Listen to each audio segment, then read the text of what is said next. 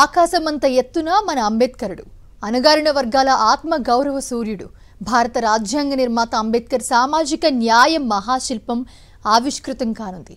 206 అడుగుల భారీ విగ్రహం అంబేద్కర్ స్మృతివనం పేరుతో విజయవాడ నగరానికి ప్రత్యేక ఆకర్షణగా నిలవనుంది.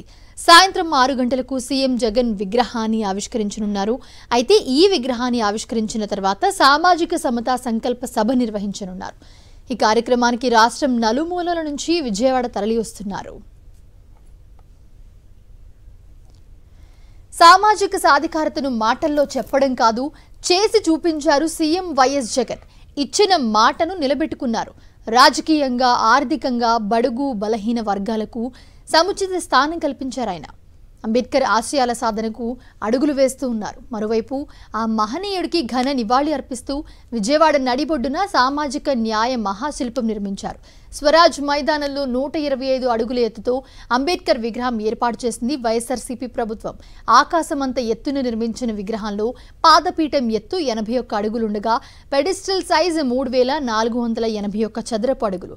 పెడిస్టల్తో కలిపి మొత్తం 206 అడుగుల ఎత్తులో విగ్రహం రూపొందించారు. ఈ విగ్రహానికి 120 మెట్రిక్ టన్నుల కాంస్యం వినియోగించారు. ఇక విగ్రహం నిర్మాణం లోపల 400 మెట్రిక్ టన్నుల స్టీల్ వినియోగించారు. ఇక 2200 టన్నుల శాండ్ స్టోన్ వాడారు. మరోవైపు స్మృతివనాన్ని దర్శనానికి సామాన్య ప్రజలకు రేపటి నుంచి అనుమతి ఇవ్వనున్నారు.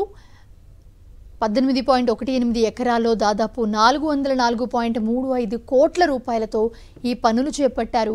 ఇందులో అందమైన గార్డెన్, ఎంఎస్ అసోసియేట్స్ సంస్థ డిజైన్లు రూపొందించింది.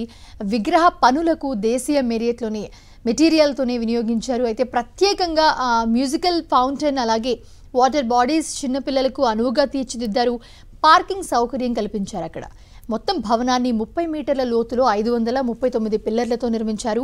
ముందు భాగం కారిడార్ను 166 పిల్లర్లతో నిర్మించారు. దీన్ని 388 మీటర్ల పొడవు, 4.5 మీటర్ల వెడల్పుతో రూపొందించారు.